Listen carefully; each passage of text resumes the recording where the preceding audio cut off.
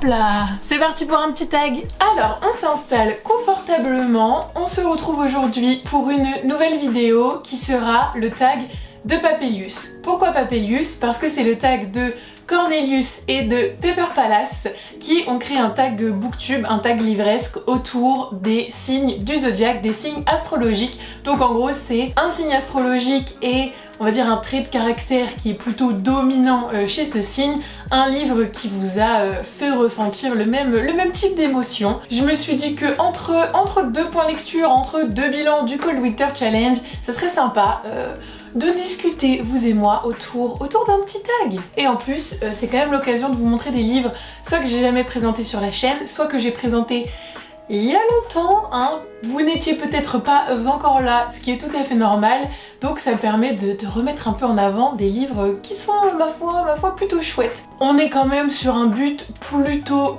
louable. On commence avec le signe du Bélier, et il faut lire un livre bien vénère. Dans cette catégorie de livres bien vénères, où est-il?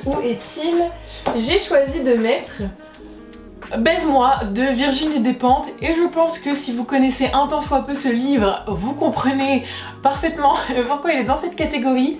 Je pense que c'est le livre le plus vénère et le plus hardcore que j'ai eu à lire de toute ma vie. Bon alors déjà le titre, je me souviens que quand je le lisais, ma mère était assez gênée puisqu'elle me disait « J'espère que tu lis pas ça dans le train » puisque pour elle c'était assez indécent hein, de lire un livre avec ce titre dans le train et à la vue de tout le monde. Mais dans ce livre on va suivre, je sais plus comment elle s'appelle déjà, alors je les ai lus il y a vraiment longtemps, c'est ça, Nadine et Manu. On va suivre Nadine et Manu qui sont deux filles paumées. Et encore paumées, c'est un euphémisme. Elles sont beaucoup plus que paumées, elles ont vraiment aucun repère. Il y en a une qui est prostituée et l'autre, je me souviens plus et c'est pas dit dans le résumé. En fait, la quatrième de couverture ne dit rien, mais en tout cas vraiment l'une est prostituée, l'autre je crois qu'elle habite chez un dealer de drogue ou qu'elle est nourrice chez un dealer de drogue. Elles filent pas un très bon coton on va dire, et surtout elles n'ont plus rien à perdre. Elles vont se croiser et se rencontrer par hasard et elles vont décider de partir dans un espèce de road trip et de fuir toutes les deux, pas forcément comme ça, il y a des choses qui se passent mais je vous les dis pas. Et elles vont donc mener leur petite vie. Et la quatrième de couverture dit, et je trouve que c'est extrêmement juste et vraiment très pertinent pour décrire ce livre, c'est une déclaration de guerre au bon goût, au bon sentiment et à l'élégance. Effectivement, il n'y a pas de bon sentiment, il n'y a pas d'élégance, ces femmes sont vulgaires, ces femmes sont vraies, donc il y a un côté très texturé, très authentique, qui se laissent aller à leurs pulsions les plus sauvages et les plus extrêmes, les plus animales, parfaitement immorales également. En tout cas, ce livre est extrêmement vénère, pas du tout désagréable à lire et c'était une très bonne lecture, mais faut avoir le cœur bien accroché. On part ensuite sur quelque chose de plus léger avec le signe du Taureau et il faut parler d'un livre qui donne faim. Pour cette catégorie du tag, j'en ai choisi deux. Il y a un roman graphique qui s'appelle L'art du sushi de Frédéric Alarcon. Il a également fait une bande dessinée sur le chocolat que je n'ai pas lu mais qui a l'air vraiment très chouette. Et en gros, il va parler d'un voyage qu'il a fait au Japon avec ses amis. Et même si le livre s'appelle L'art du sushi, on va dans quelque chose de beaucoup plus global autour de la gastronomie japonaise, puisqu'on va parler du saké, on va parler de la manière dont les poissons sont découpés, les techniques de pêche qui sont vraiment très particulières au Japon. On va parler des différents types de sushi qui existent, de comment préparer le riz aussi. C'est extrêmement intéressant parce que c'est vraiment, je trouve, un voyage très complet sur la gastronomie japonaise autour du sushi.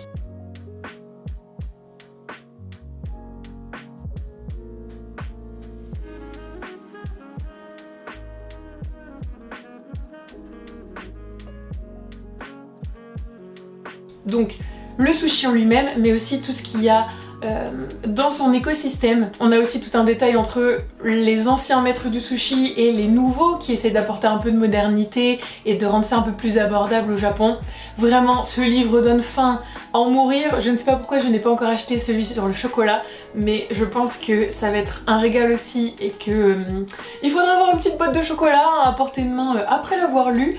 Et le deuxième, qui est juste ici est aussi sur la gastronomie japonaise et c'est Les délices de Tokyo de Durian Sukegawa.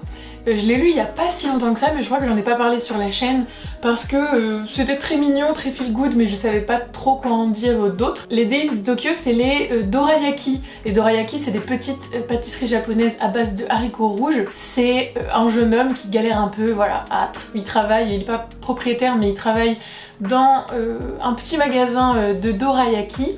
Et à un moment, il y a une vieille femme qui se rend tout le temps devant ce magasin et qui le croise et parfois repart. À un moment, elle vient et elle lui demande du travail, sauf qu'elle est là toute vieille, elle a de l'arthrite, donc elle a les doigts tout repliés comme ça, elle est toute voûtée, enfin elle a vraiment pas l'air en très bonne forme et en très bonne santé, donc lui il se dit elle va jamais supporter le rythme de travail, la chaleur qu'il faut pour faire ses petits dorayaki, ses petits pancakes aux haricots rouges.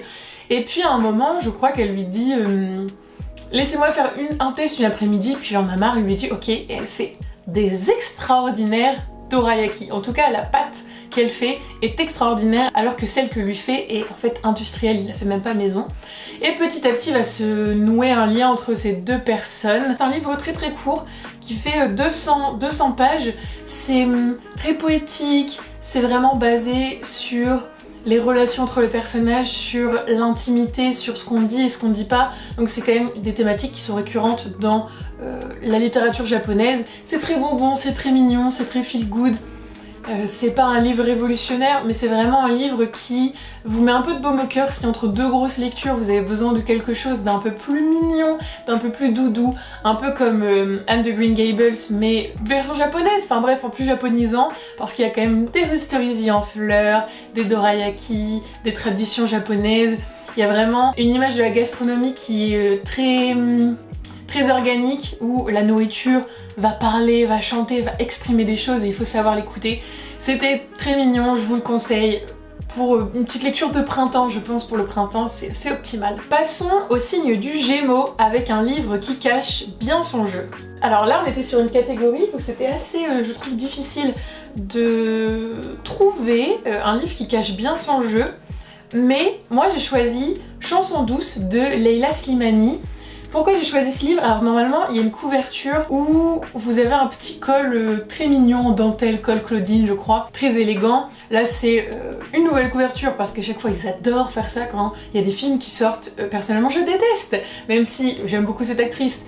Je sais pas forcément, je préférais l'autre version, mais bon je sais pas pourquoi j'ai acheté celle-là. Mais quand je l'ai lu, je savais que ce livre avait reçu une certaine reconnaissance et je me suis pas trop penchée sur le résumé, je l'ai pas lu. Et j'ai lu les premières pages littéralement et j'ai fait ok, je ne m'attendais pas à ça. D'où le fait de il cache bien son jeu parce que c'est beaucoup plus sombre et beaucoup plus perturbant, beaucoup plus angoissant que ça ne le laisse présager au titre. Mais en fait c'est le but, hein, c'est le but j'imagine de mettre quelque chose de très propre en fait et de très lisse en nom et en couverture, en titre et en couverture plutôt. Et en fait d'avoir quelque chose de beaucoup plus dérangeant à l'intérieur. Mais ce livre est exceptionnel et j'avais été extraordinairement bluffée par la plume de Leila Slimani, par la manière dont elle a construit l'histoire. Je peux pas trop vous le dire, mais si vous lisez de toute façon les 50 premières pages, vous allez tout de suite comprendre. C'est un parti pris, c'est une construction narrative qu'on voit pas souvent et que j'ai trouvé extrêmement réussie parce que ça permet de faire grandir la tension, de faire grandir le suspense d'une manière hyper efficace. Vraiment, j'ai lu d'autres livres de Leila Slimani après, notamment Dans le jardin de l'ogre je crois, et c'était pas aussi marquant, c'était pas aussi réussi je trouve. Celui-là, c'est vraiment une claque, c'est vraiment quelque chose d'unique et j'ai encore jamais lu de livre qui s'en rapproche. Partons maintenant à la découverte du signe du Cancer avec un livre qui fait pleurer. Alors, je vais pas m'appesantir 20 ans sur celui-là puisque j'en ai parlé dans mon dernier point lecture, mais la dernière claque que j'ai eue au niveau émotion, c'est Décomposé de Clémentine Beauvais. Je vous laisse aller voir mon avis détaillé parce que j'en parlais plutôt à chaud, je venais de le lire et c'était quelque chose de très émouvant. Mais c'est un livre de poésie moderne qui fait partie en fait de la collection de l'Iconopop, de l'Iconoclaste, donc vous savez la maison d'édition qui a les bords rayés rouge et blanche. Et ils sortent de la poésie moderne et vraiment ce recueil de poésie est incroyable. Il fait pleurer, il fait peur, il fait s'enrager, il fait s'indigner. Il y a énormément d'émotions, la structure est incroyablement porteuse du récit. Vraiment, je vais pas m'attarder dessus, je vous conseille d'aller voir Bon Point Lecture, mais une pépite si vous ne l'avez pas encore lu, si vous ne l'avez pas encore feuilleté. Je n'entends que des avis dithyrambiques sur ce livre, donc je ne suis pas la seule à l'avoir apprécié. Vraiment, il a l'air d'émouvoir beaucoup de gens, beaucoup de personnes, et si vous y êtes sensible, ce sera un moment unique et extraordinaire. Promis. Le Lion nous propose de mettre en avant un livre solaire, et j'ai pris mon livre préféré de tous les temps en termes d'humour et j'y avais consacré un épisode du Fast Book que je vous mettrai dans le petit i. Mais vraiment, moi le livre qui me fait mourir de rire, et je l'ai lu 2 fois et à chaque fois c'était la même régalade, c'est La Conjuration des imbéciles de John Kennedy Toole. Vraiment, c'est une pépite. C'est une pépite d'humour noir, d'ironie, c'est vraiment satirique à souhait. Enfin, ce livre est extraordinaire. Notre personnage principal, Ignatius, est un anti-héros en puissance. Il a, je sais plus, 35-38 ans. Il vit encore chez sa mère. Il fait des études sur le Moyen-Âge, sur le monde médiéval. Il se considère vraiment au-dessus de la population. Il pense qu'en fait, lui, il est beaucoup plus intelligent, qu'il a tout compris. Le travail, c'est pour les autres, c'est pour le bas peuple. Il est tellement intelligent qu'il ne trouve même pas d'intérêt à s'intégrer à la société. Et en fait, il est totalement à part, c'est un reclus. Sa mère en a marre, elle est là toute petite, toute frêle. Et lui, il est énorme, avec un chapeau en fait de chasseur avec des grandes oreilles de chien en fourrure, une chemise de bûcheron. Et il ne fait que la martyriser, la pauvre. Et un jour... Ignatius va devoir se chercher un travail. C'est dans la Nouvelle-Orléans, c'est hyper chaud, hyper chaleureux, hyper convivial. Il y a de la fête, il y a de la vie. Ignatius, on adore le détester, on adore le détester. Tous les personnages, en fait, on adore les détester, ils sont tous détestables. Mais chacun à leur manière, ils ont tous leurs petits défauts, leurs petites manies. C'est des clichés ambulants, mais en même temps, pas si clichés que ça. Il y a un travail qui est beaucoup plus complexe que ça. Et si vous n'avez pas lu La Conjuration des imbéciles, vraiment, ce n'est pas pour rien que ce livre est un classique de la littérature américaine. C'est un chef-d'œuvre. Enfin, vraiment, pour moi, c'est un chef-d'œuvre. Il n'y a rien qui s'en approche, que ce soit en termes d'humour, en termes de construction de l'histoire, en termes de construction des personnages. On ne s'en lasse pas en fait, on ne s'en lasse pas, je ne peux que vous le conseiller. On passe du côté des vierges avec un livre qui fait réfléchir. Et j'ai choisi de vous présenter l'autre côté de Léo Henry.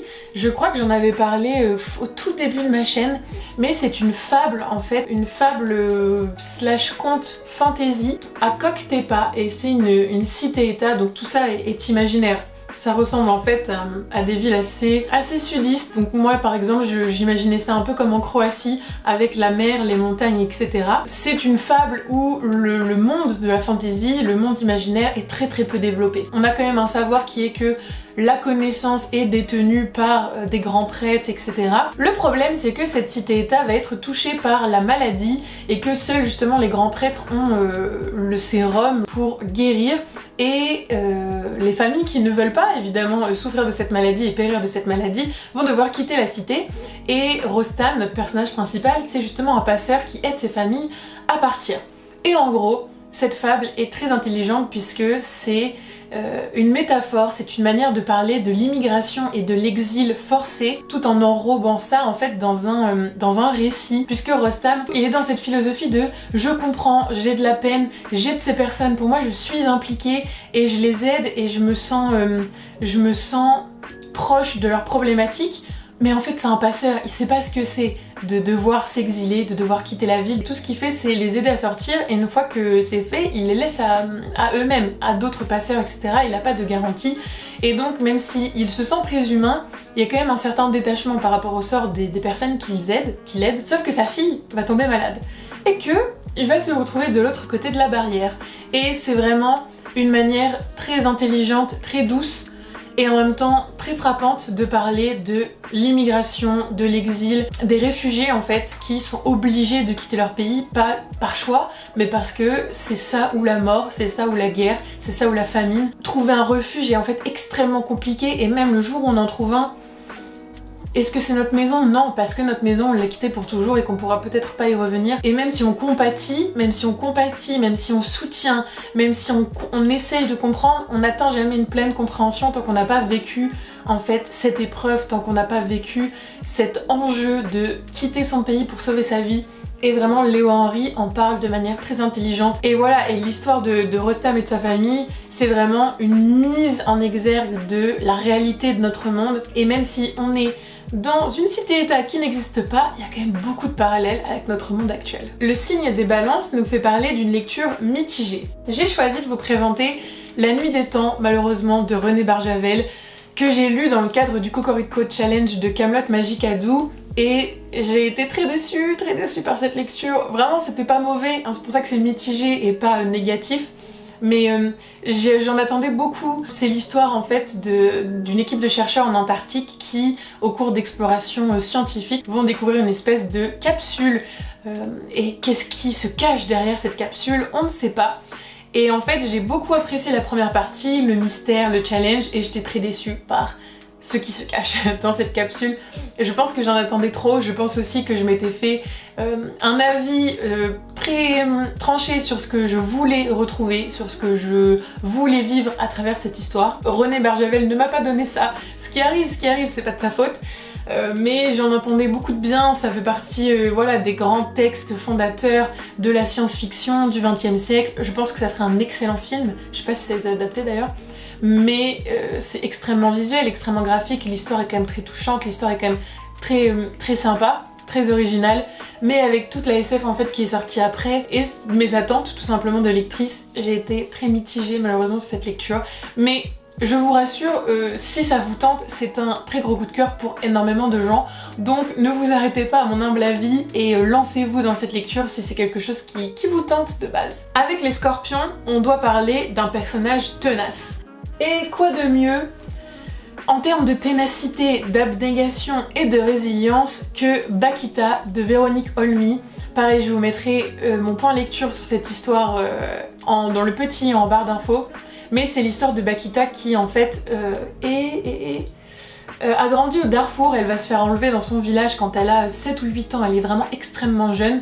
Elle va être vendue comme esclave au début, donc par des Africains à d'autres Africains, ensuite par des Africains à des Arabes, et ensuite elle va finir par arriver sur le continent européen. Et c'est l'histoire vraie de la sœur Bakita. Il y a sans doute une partie qui est romancée, mais vraiment, cette femme a vécu des horreurs, des obstacles sans nom dans sa vie, et elle a toujours continué, elle a toujours réussi à faire ce pas de plus, même quand elle était brisée, même quand elle était persuadée de ne pas pouvoir continuer. Et ma tante l'a lu après mes recommandations, et je sais que pareil, elle a été absolument choquée et absolument bouleversée par ce qui s'est passé en fait dans sa vie, par ce qui est raconté dans ce livre. C'est vraiment représentatif des horreurs que l'homme est capable de faire, et aussi de la bonté dont il est capable de faire preuve. On a quand même beaucoup plus d'horreur que de bonté malheureusement, mais vraiment cette femme a un passé, un destin incroyable, et elle a continué à réussir à faire preuve d'une grandeur d'âme, d'une bonté, d'une générosité. Voilà, je voudrais pas vivre 1/10 de ce qu'elle a vécu. En termes de personnage tenace, vraiment, je ne pouvais pas trouver mieux que Bakita. On arrive au tour des Sagittaires avec un livre qui ne vous prend pas par la main. Et là j'ai pas hésité une seconde, mais j'ai choisi... Putain, il est lourd, j'ai oublié à quel point il était lourd, on peut faire du sport avec. Et j'ai choisi Les Furtifs de Alain Damasio. Pour le coup, si ça... c'est pas un livre qui vous prend pas par la main, je ne sais pas quel livre citer. Parce que ce livre de science-fiction, c'est un ovni, c'est un ovni. Je n'ai lu que lui de Damasio, je sais que vraiment avec cet auteur, ça passe ou ça casse. Soit on n'aime pas son univers, soit on trouve que c'est un génie. Je suis perdue, moi je suis dans une abîme entre les deux, je ne sais pas quoi penser, toujours maintenant, alors que je l'ai lu il y a un moment quand même, il y a 1 an je pense, 1 an et demi. Désolée, souvent je regarde les noms parce que comme je les ai lus il y a un moment, parfois je me souviens plus trop des noms des personnages principaux. Lorca, voilà, on va suivre Lorca qui en fait passe en espèce de concours pour devenir chasseur de furtifs. Les furtifs, qu'est-ce que c'est?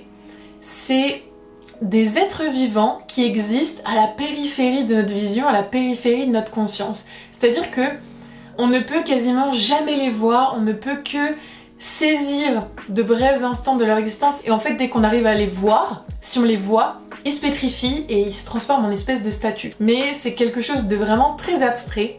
En fait, Lorca est littéralement un chasseur de quelque chose qui est invisible. Un jour, sa fille va disparaître, et lui est persuadé qu'elle a été enlevée par les furtifs. Personne ne le croit vraiment. On se demande en fait comment des êtres comme ça pourraient enlever une petite fille. C'est pas trop possible. Mais il va continuer en fait à croire en tout ça et il va continuer son travail en se disant toujours en tête de je vais essayer de trouver ma petite fille. Et pourquoi ce livre? Pourquoi ce livre est difficile à prendre en main? Parce que déjà, je vais vous mettre des inserts. On est sur des formes d'écriture parfois qui sont vraiment très particulières avec des ajouts de texte, des ajouts de ponctuation qui correspondent à chaque personne. Donc au début, on a une espèce de petit sommaire qui nous permet de reconnaître un peu les ponctuations en fait de chacun, puisque parfois on est dans la tête de plusieurs personnages et les ponctuations nous aident à savoir de qui on parle. Et surtout, ce qui est compliqué, c'est que c'est un livre qui parle de son, de musicalité, mais d'une manière tellement poussée, tellement approfondie, que c'est parfois extrêmement difficile à appréhender. Damasio a quand même créé tout un site internet, des CD aussi je crois qui se vendaient avec le livre, pour qu'on puisse écouter, pour qu'on puisse entendre ce qui se passe dans le livre, tellement cette partie de l'oreille de Louis est primordiale. Puisqu'on ne peut pas voir, on entend, et on essaye comme ça de déchiffrer l'existence, la communication des furtifs avec le son, avec l'auditif. Tout ça mélangé en fait, le côté où déjà au niveau de la forme d'écriture c'est parfois un peu déstabilisant. En plus on parle d'êtres dont beaucoup ne croient pas à l'existence, qui sont invisibles, qui ne peuvent pas être vus. On parle d'une disparition, on parle de son, de musicalité mesurée avec des appareils qui n'existent pas dans la vraie vie, enfin qui sont vraiment particuliers. C'est très complexe, mais c'était quand même intéressant, dans le sens où ce livre est quand même tellement unique et tellement particulier que je suis quand même très contente de l'avoir lu. De là à me lancer dans d'autres livres de Damasio, franchement, faut une sacrée dose de courage. En fait, faut être vraiment concentré quoi. Tu peux pas lire ça à 23h le soir, quand tu viens de rentrer, t'as juste envie de lire un peu pour t'endormir et tout. Putain, tu prends pas les furtifs et je pense que tu prends pas du Damasio en règle générale. Avec le signe du Capricorne, il nous faut un livre qui aborde des sujets durs. Et là, j'ai pas hésité très longtemps, mais je vous présente My Absolute Darling de Gabriel Talent, qui est un livre extrêmement dur, extrêmement poignant aussi. Soit on accroche à fond, soit on accroche pas forcément, je pense. J'ai trouvé qu'il était d'une justesse, d'une précision, d'une beauté dans la noirceur, d'une beauté dans l'horreur. J'ai rarement lu, je trouve, quelque chose d'aussi complet autour de la notion de dépendance, de survie, de liberté. Parce qu'on suit Turtle qui a 14 ans et qui vit, alors c'est au Canada ou aux États-Unis, non en Californie, donc dans les bois sur la côte californienne avec son père dans une cabane. Et son père, c'est un homme très intelligent et c'est un homme très abusif. Que ce soit de la torture physique, de la torture mentale, de l'abus sexuel, il va vraiment tout lui faire, mais on n'est pas dans la facilité de c'est un monstre et juste je le déteste. Il y a toute une complexité, toute une nuance qui est apportée de Turtle n'a connu que lui et son grand-père, mais bon, les liens entre son père et son grand-père sont un peu tendus. Elle n'a connu que lui, il l'a élevée, il l'a éduquée, il l'a forgée comme il voulait qu'elle soit, donc vraiment elle n'existe qu'à travers ses yeux. Elle va à l'école mais elle sèche souvent parce qu'il lui demande de faire d'autres choses, il la coupe de la société extérieure, ce qui est le propre d'un bon pervers narcissique, ce qui est le père de Turtle. Et Turtle, malgré tout ce qu'il lui fait, ne peut pas s'empêcher parfois de l'aimer, parfois d'être attendrie, parfois de désirer qu'il s'en aille et parfois qu'il reste. Elle est vraiment déchirée constamment entre cette haine et cet amour qu'elle a pour lui, et j'ai trouvé que c'était hyper beau. On a un côté très nature writing en plus qui est très appréciable puisque Turtle passe beaucoup de temps dans la forêt et évidemment comme on parle de liberté, de survie, elle va rencontrer des gens, il y a des choses qui vont se passer qui font qu'à un moment elle va se rendre compte de à quel point la situation dans laquelle elle est malsaine, et en fait c'est là que c'est beau, c'est là que c'est vrai, c'est que même quand tu t'en rends compte c'est tellement difficile de changer quelque chose que t'as toujours connu, de remettre en question quelque chose que t'as toujours connu et de te dire putain, si là je le rejette, je suis seule, je peux me retrouver toute seule là, donc comment je fais? Et c'est toute cette complexité qui fait que ce livre est incroyablement beau mais parfois très dur à lire. Je me souviens quand je l'ai lu l'été il y a 2 ans il me semble, parfois je le reposais Et je devais faire des pauses, dans ma lecture parce que ce que j'étais en train de lire, c'était tellement fort et c'était tellement difficile que c'était trop pour moi. En plus en plein été, bon, on a envie de quelque chose de plus solaire, etc. Mais là parfois j'étouffais en fait à lire ce livre et à ressentir les émotions de Turtle, j'étouffais avec elle. Donc préparez-vous mentalement, préparez-vous psychologiquement à lire ce livre. Je vous conseille vraiment 1000 fois l'histoire de Turtle, de comment elle s'est construit cette carapace et comment elle va réussir à la briser. 11e signe astrologique, le Verseau, avec un livre envoûtant et onirique. Alors moi c'est le mot-clé onirique qui m'a fait me pencher directement vers ce livre, mais c'est Kafka sur le rivage de Haruki Murakami, qui est le premier Murakami que j'ai lu. Alors je sais pas si j'ai commencé par le plus abordable et le moins complexe, parce que ce livre est déjà assez imposant, hein, il fait 600 pages en poche. En gros on est avec Kafka Tamura qui va décider de quitter sa maison à Tokyo pour échapper en gros à une prédiction oedipienne que son père lui a faite, et de l'autre côté, de l'archipel, on est avec Nakata qui est un vieil homme qui est totalement amnésique et qui va décider de prendre la route. À un moment, leurs deux chemins vont se croiser et ça c'est vraiment la partie émergée de l'iceberg, parce qu'après il y a tellement de choses qui se passent, il y a tellement de personnages secondaires qui deviennent en fait principaux, qui vont intervenir, il y a tellement de choses, what the fuck, mais vraiment ce livre est typique de l'imagination, du style d'écriture de Murakami. On ne sait jamais si les choses sont vraies, si les choses sont réelles, si elles le sont pas. Il y a des choses totalement surréalistes et totalement absurdes qui se passent, qui vont faire intervenir en fait des choses très ludiques, vraiment de l'ordre du rêve, d'où le fait que je l'ai choisi pour l'onirisme. Et en plus on a un personnage qui rêve beaucoup et qui va faire beaucoup de choses à travers ses rêves. Dans ses rêves vont avoir vraiment une très grande importance. Si vous cherchez quelque chose de totalement décalé, totalement surréaliste, avec cette poésie japonaise, avec cette beauté de l'écriture, avec toutes ces références, parce que je sais que moi je les comprends pas toutes, mais j'ai une très bonne amie qui est franco-japonaise et qui m'avait dit qu'en fait dans Murakami il y a énormément, beaucoup de références à la mythologie et au folklore japonais, et que quand on les comprend, on comprend beaucoup de choses qui nous paraissent absurdes et qui finalement en fait font sens, prennent tout leur sens quand on a une certaine connaissance, on va dire.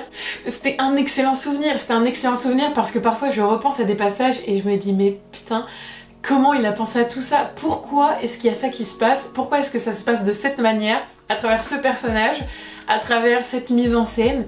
On est sur quelque chose de totalement farfelu, mais pas dans le grotesque. En fait c'est jamais grotesque, non, c'est vraiment très élégant, c'est vraiment du surréalisme mais enveloppé dans du papier de soie, dans de la tendresse, dans de l'élégance, dans beaucoup de nostalgie, et c'est vraiment, je trouve, la patte de Murakami. C'est un des seuls qui arrive à faire ça, je trouve, à faire des livres qui sont aussi rocambolesques et aussi déconcertants dans ce qui se passe, tout en gardant cette profondeur, cette complexité, ces nuances qui font que, en fait, on a envie d'y croire, on se dit que c'est pas si farfelu que ça, c'est pas si dérangeant, c'est vraiment du Murakami pur et dur, c'est vraiment hyper agréable à lire. Je ne sais pas s'il y a beaucoup de fans de Murakami qui me suivent, mais je suis partante pour d'autres recommandations parce que c'est vrai que c'est un auteur que j'aimerais bien davantage découvrir. J'ai lu 3 ou 4 de ses ouvrages, je crois seulement, alors qu'il en a écrit, il est très prolifique.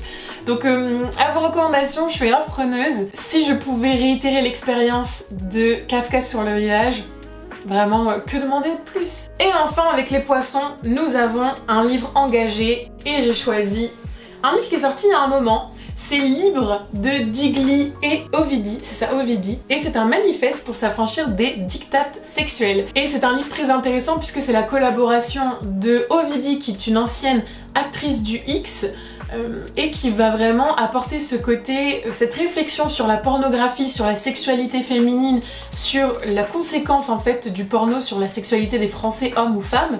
Et Digli, qui est une dessinatrice très connue et qui notamment est très engagée au niveau du féminisme et qui fait des ouvrages vraiment très pertinents sur le sujet. On alterne entre des planches dessinées par Digli qui sont très intéressantes, et en fait du texte qui est rédigé par Ovidie. Et vraiment on va parler autant du tabou autour du sang des règles, de l'interdiction de la burqa sous prétexte de libérer la femme, on va parler de l'acceptation du corps, de la grossophobie, on aborde des thèmes comme les poils, la pilosité féminine, cachez-moi ces poils que je ne saurais voir, toute une réflexion autour du plaisir féminin, l'orgasme masculin, l'orgasme féminin, le polyamour aussi.